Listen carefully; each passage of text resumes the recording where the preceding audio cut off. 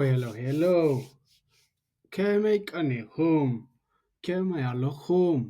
እምበኣር ሎማዓንቲ ተመሊሰኩም ዘለኹ ድማ 10 ኮይነን ኣብ 10 ነናተን ቆልዑ ድማ ኣለወን። እዚኣተን ድማኒ ከመይ ጌርና ሕቶ ክንሓትት ንኽእል ወይ ድማ ከመይ ጌርና ንዛረብ ክንርኢ ኢና። እምበኣር ኣሕዋተይ ከምቲ እትገብርለይ ምድጋፍ ሸር፣ ላይክ፣ ኮሜንት፣ ሳብስክራይብ እናገበርኩም ኣተባብዑኒ ኢኹም። እምበኣር ቁፅሪ 1 ንርኢ ሕጂ። ቁፅሪ 1 ምስ ንርኢ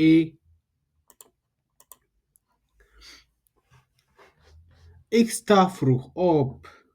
ቁፅሪ 1 ድማ Ik sta vroeg op. ኣነ እንታይ ይገብር ማለት እዩ? ቀልጢፈ ይትስእ።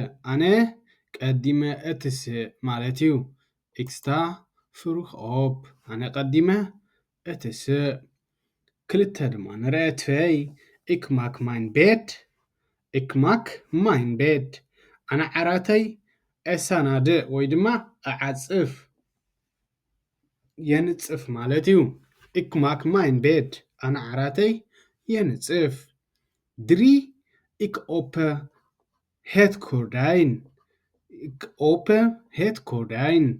ኣነ መጋረጃ እከፍት ሽዑ እንታይ ይገብር? መጋረጃ ይከፍት። Ik open het gordijn. 4 ድማ ንርኢ 4 Ik kijk naar buiten. ኣነ ናብ ደገ ናብ ወጻኢ ይርኢ። Ik kijk naar buiten. ኣነ ናብ ወጻኢ ይርኢ። hier ኣነ ናብ ወጻኢ ይርኢ ናብ ደገ ይርኢ ማለት እዩ። 4 Ik kijk naar buiten. ኣነ ናብ ወጻኢ ይርኢ። 5 ድማ ንርኢ 5 Ik adem fris lucht. Ik adem fris lucht. Ik adem fris lucht. ኣነ ሓድሽ ንፋስ ኣስተንፍስ። ሓድሽ ንፋስ ተዓፂ ዝነበረ ናይ ለይቲ ደይኮነ ምሳኻ ተሓደረ ኣብ ደገ ሓድሽ ንፋስ ተስተንፍስ ማለት እዩ። Ik adem fris lucht. 6 ድማ ንርኢ 6 Ik rauk mijn lichaam. ነፍሰይ ድማ እሽትት ወይ ድማ ኣነ ሰውነተይ እሽትት ማለት እዩ። ሰውነተይ እሽትት Ik rauk mijn lichaam. ዘይፊ ድማ ንርኢ Ik drink een glas water. Ik drink een glas water. ኣነ ሓደ ብርጭቆ ማይ እሰቲ። ኣነ ሓደ ብርጭቆ ማይ እሰቲ። 8 ድማ ንርኢ 8 እዮም ዝብሎ Ik voel mij goed. ጽቡቕ ድማ ይስምዓኒ ማለት እዩ። ኣነ ጽቡቕ ይስምዓኒ ኣሎ። Ik voel mij goed. ጽቡቕ ይስምዓኒ። ነይኺ ድማ እንተሪእና Ik begin de dag. Ik begin de dag. ኣነ ድማ መዓልተይ እጅምሮ Ik begin de dag. መዓልቲ ይጅምር። 10 ድማ Ik ben klaar voor werk. ኣነ ንስራሕ ድሉው እየ ማለት እዩ። Ik ben klaar voor werk. ድሽ ናብ ስራሕ ክትከይድ ተዳሊኻ እንታይ ጌርካ ንቕድም ተሲእኻ ዓራትካ ኣንፂፍካ Ik sta vroeg op. Ik maak mijn bed. Ik open het gordijn. Ik kijk naar buiten. Ik adem fris lucht. Ik rauk mijn lichaam. Ik drink een glas water. Ik voel mij goed. Ik begin de dag. Ik ben klaar voor werk. ድማ ኢልና ኣለና ሕጂ እምበኣር ኣሕዋተይ ናብ ክልተ ንኸይድ። ክልተ ድማ ክንርኢ ኢና። ቁፅሪ 1 Ik zet de televisie aan. ኣነ ቲቪ እኸፍት ማለት እዩ። ቁፅሪ 1 Ik zet de televisie aan. Ik zet de televisie aan.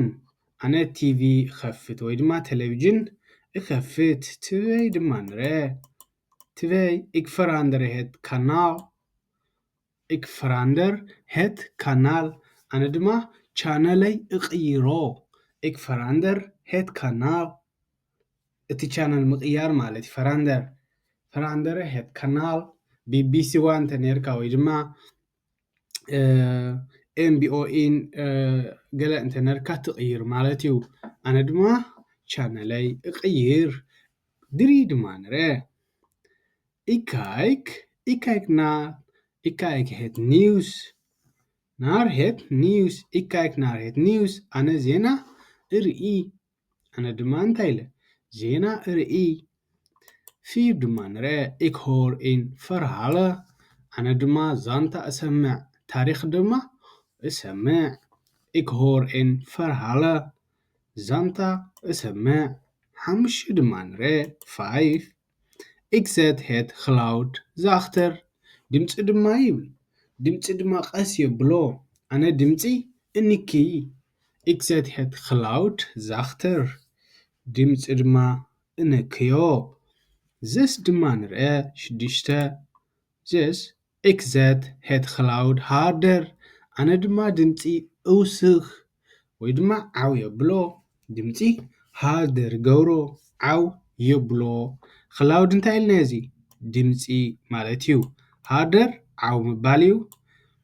zachter ቀስ ምባል እዩ ክላውድ ከዓኒ ኣልባይ እዚአን ድማ ድምፂ ማለት እዩ ፈርሃለ እንታይ ታሪክ ኒውስ ዜና ካናል ቻነላት ማለት እዩ ትቕይሮም እቶም ቻነላት ፈራንደረ ድማ ምቕያር እዩ ፈራንደረ ድማ እንታይ ምቕያር እዩ ድሽ ንመለስ ናብ ዜናና 6 ንርአ ik zet het geluid harder ኣነ ድምፂ ድማ እውስኸሉ ድምፂ እውስኸሉ harder ይገብሮ ማለት እዩ 7 ድማ ንርአ ዘይፍ ik zoek een film ኣነ ድማ ኣነ ፊልም ይደሊ ik zoek een film ፊልም ድማ ይደሊ 8 ik vind het leuk film ik vind een leuk film ኣነ ደስ ዝብል ፊልም እረክብ ik vind een leuk film 9 ድማ ንርአ 9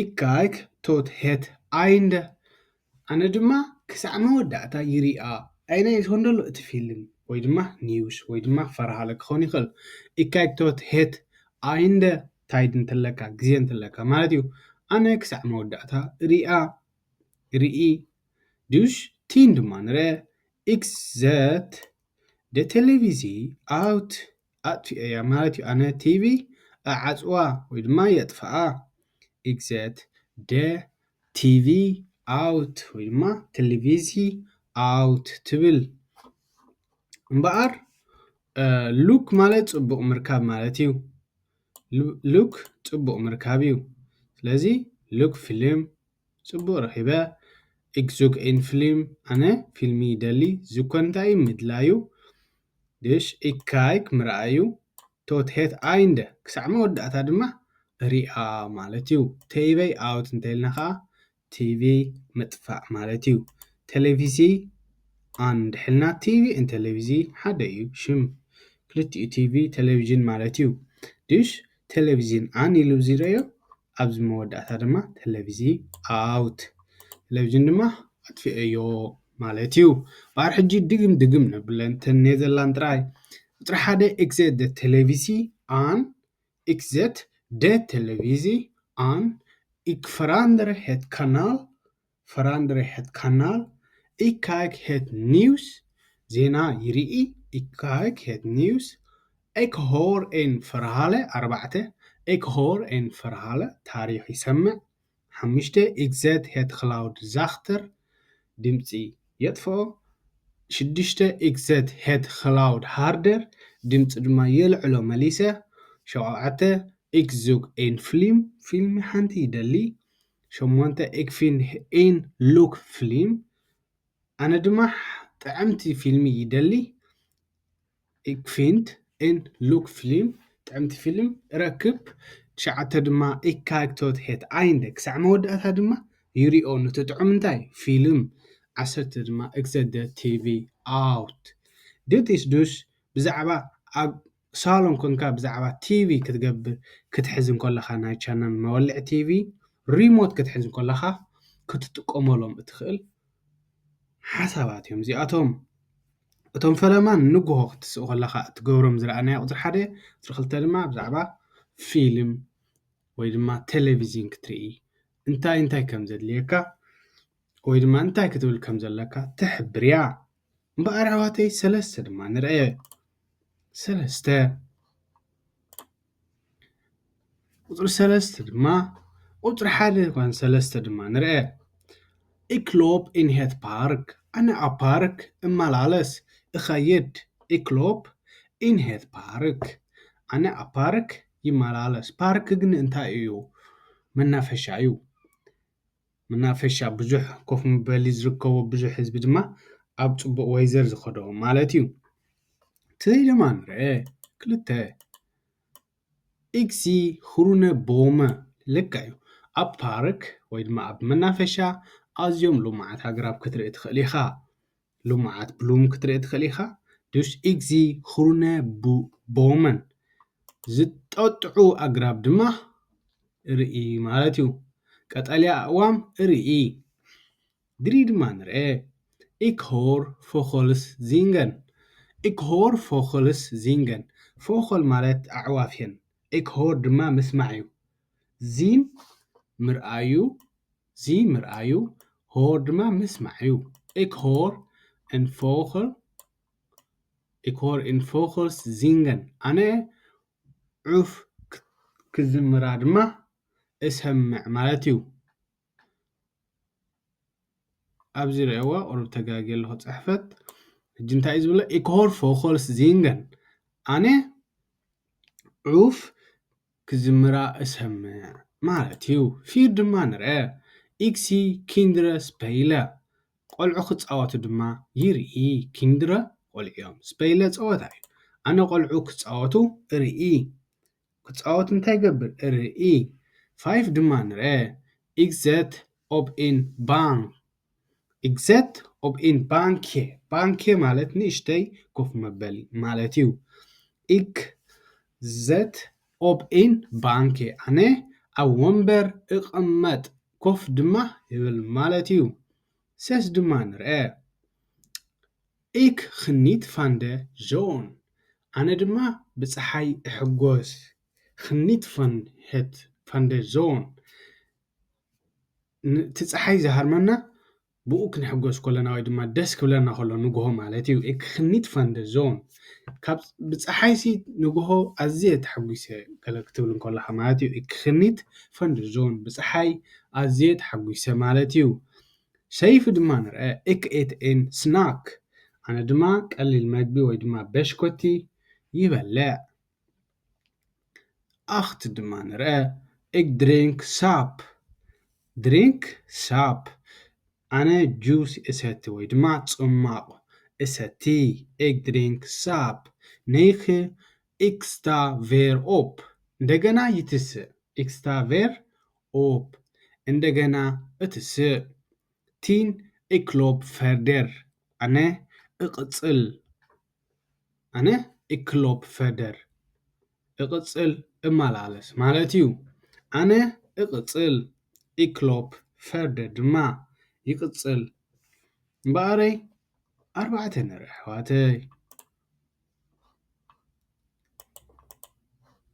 ቁፅሪ 1 ik maak mijn bureau schoon ኣነ ጠረጴዛይ ኣጽሪ ik maak mijn bureau schoon ኣነ ጠረጴዛይ የጽሪ 2 ድማ ንርአ ik leg mijn boeken neer ኣነ መጽሓፍተይ እቐምጥ እንብር ማለት እዩ የንብሮም ik leg mijn boeken neer ቡክ መጽሓፍቲ እዮም dus leg ከዓኒ ምቕማጥ እዩ ወይ ድማ ምንባር dus ik leg mijn boeken neer ትብል ድሪ ተሪእና ሰለስተ ik pak een pen ik pak een pen ኣነ ብርዒ እወስድ ሓንቲ ፒሮ ይወስድ ማለት እዩ ik pak een pen 4 ik schrijf in lijst ድማ እጽሕፍ ik schrijf in lijst ሓደ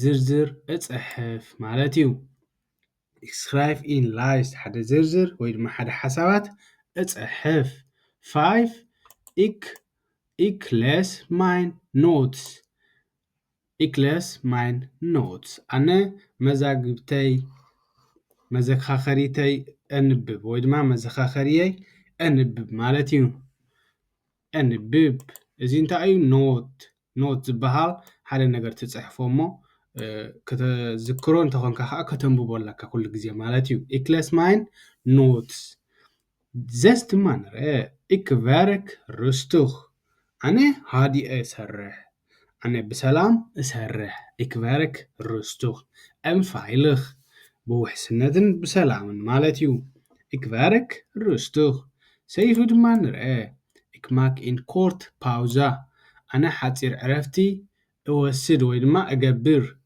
ich maak een kort pauze ኣብቲ ንሰርሖ ኩሉ ግዜ ሓፂር ዕረፍቲ ክንወስድ ንኽእል ኢና ማለት እዩ ich maak een kort pauze ኣኽቲ ድማ ንርአ ich drink water ኣነ ድማ ማይ እሰቲ ኣነ ማይ እሰቲ ich drink water ነይኺ ድማ ንርአ ich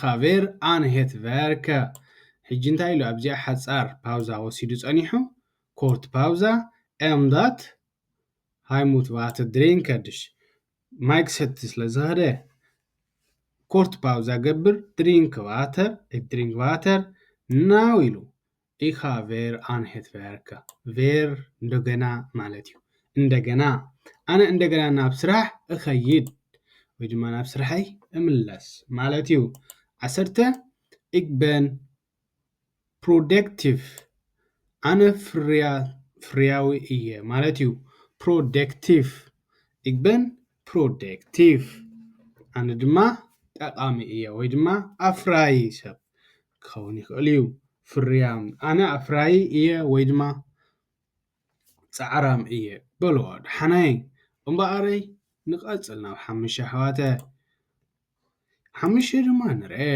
ቁፅሪ 1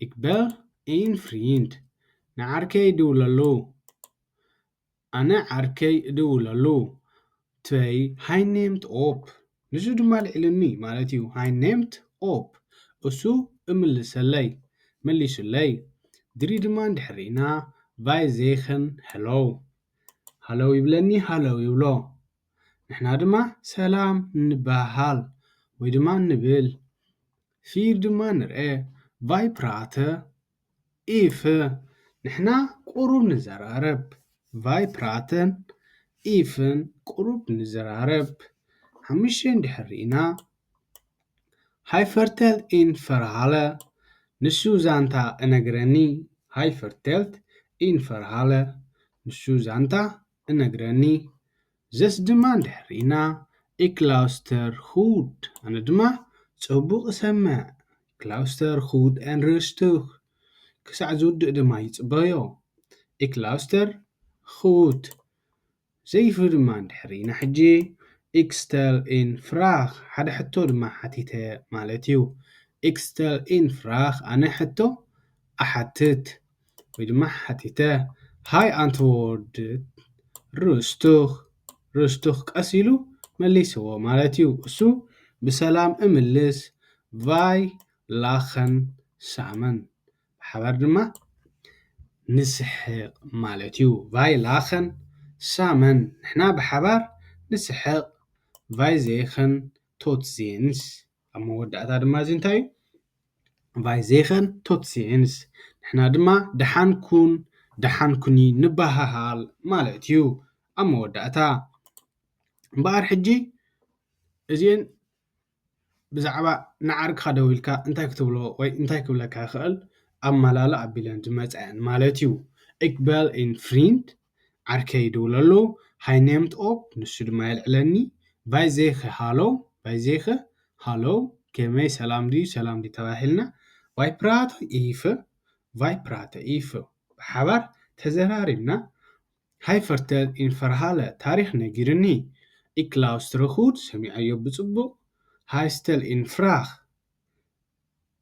ich stel een vraag ኣነ ድማ ሓንቲ ሕቶ ሓቲተዮ هاي أنتوغد رستخ فايلا خسامة بحبر دمسحقنا أنتوغد رستخ قسيل مليسو فايلا خسامة بحبر سحقنا فاي زيخ توتسينز كسعد نراخب لنا دما تفلالينا مالتي حواتي امباري شدشة كنرينا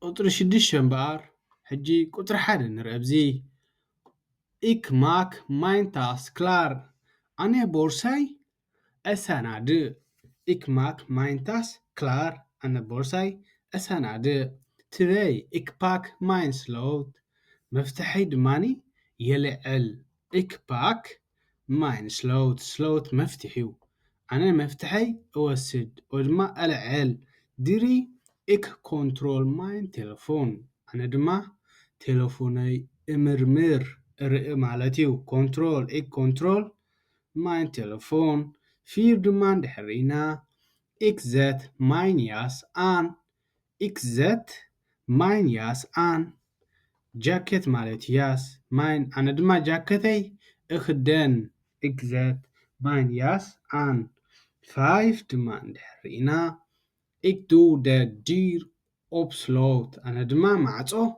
أعصو معصو أعصو مالتيو زس دمان تحرئنا إكلوب نادا سترات ناب قدنا دما إخيد إكلوب نادا سترات أنا ناب قدنا إمالالس ودما إخيد مالتيو زي في دمان تحرئي إكايك لينكس إن ريخس أنا دمان نسأقام نيمان إرئي لينكس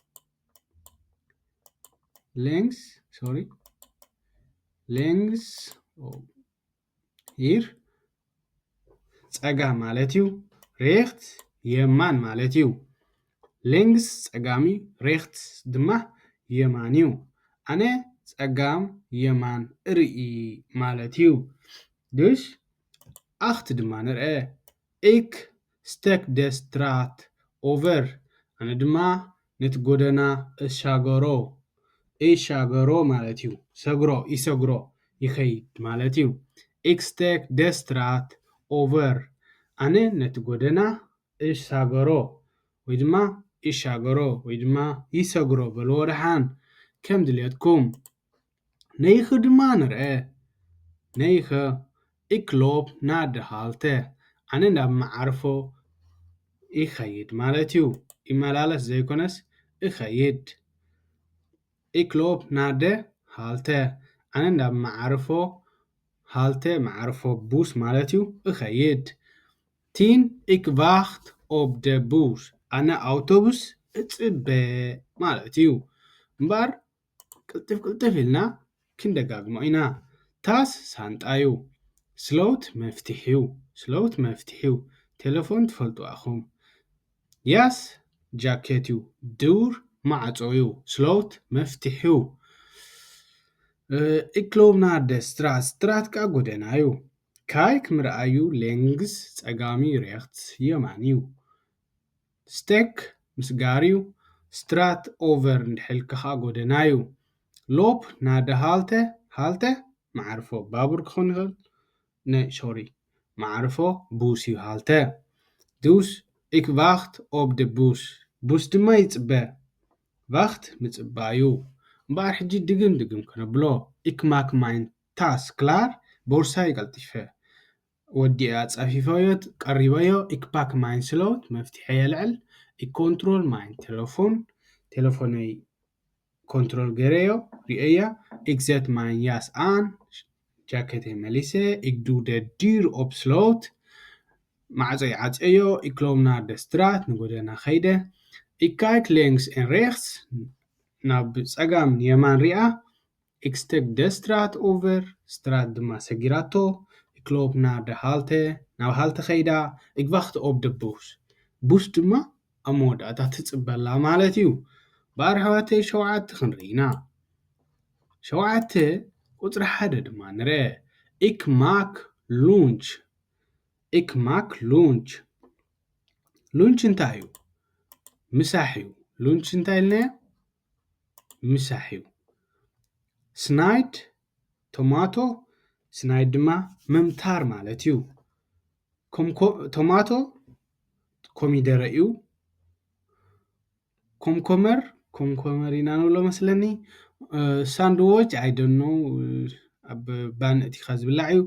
ኢግ ፓክ ኤንድ ብሮድ ፓክ መልዓሊ እዩ። ቦርድ ድማ ቦርድ ከዓኒ ድኾነ መብልዒ ድሓን ንሕስድዎ መብልዒ ኤግዘት ኣን ታፈል ታፈል ድማ መብልዒ ጣውላ እዩ። ኤግ ኤት ሩስት ድሪንክ ዋተር ፉል ፉል ፀጊበ ማለት እዩ። ራም ታፈል ድማ ይልዕሎ። ሕጂ ንመለስ ናብቲ ሓሳብ ኢክ ማክ ሉንች ምሳሕ እሰርሕ ኣነ ምሳሕ እገብር ኢክስናይ ቶማቶ ኮሚደረ ቆሪፀ ኢክስናይ ኮምኮመር ድማ ቆሪፀ ኢክ ማክ ኤን ሳንድዊች ኣብ ባኒ ኣእቲኻ ዝኾነ ስጋ ኣቢልካ ስጋ ኣሎ መስለኒ ዝግዛእ እዩ ጠቢስካ ኣውፅእትዎ ማለት እዩ። ኢክ ፓክ ኤን ቦርድ መብልዒ ጣውላ እዚ ሸሓኒ ኣልዒለ ቦርድ ኤግዘት ኤን ታፈል ኣብ ታፈል ገረዮ ኤግ ኤት ሩስት ቀስ ኢለ ድማኒ ኤግዚት ኣን ታፈል ኣብ ጣውላ ኮፍ ኢለ ኤግ ኤት ሩስት ቀስ ኢለ ድማ ይበልዕ።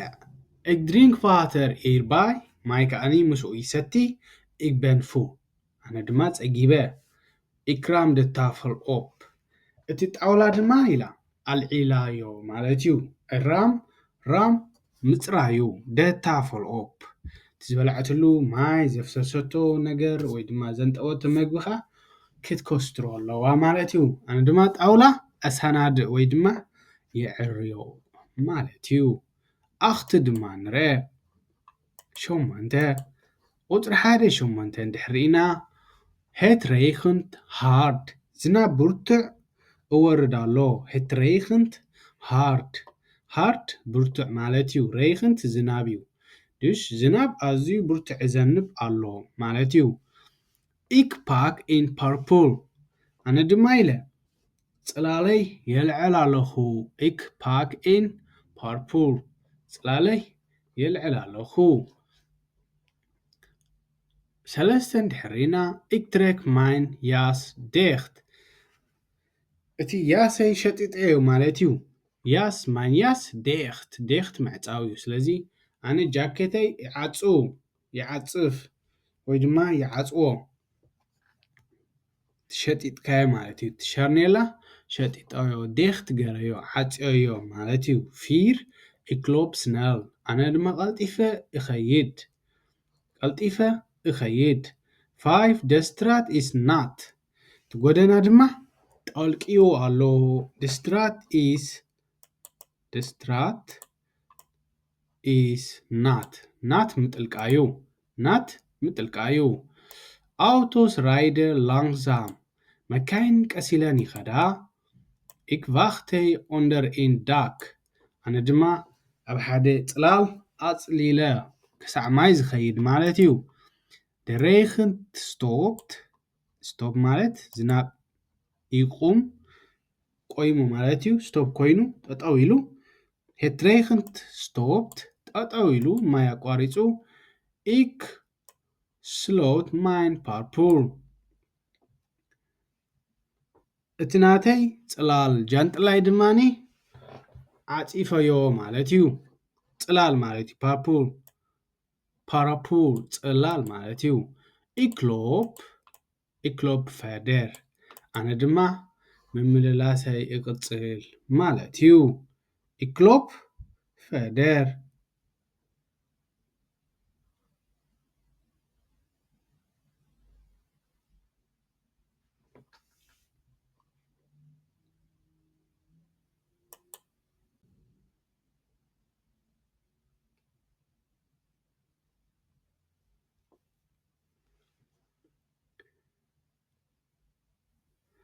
እምበር 9 ንርኢ ኣሕዋተይ 9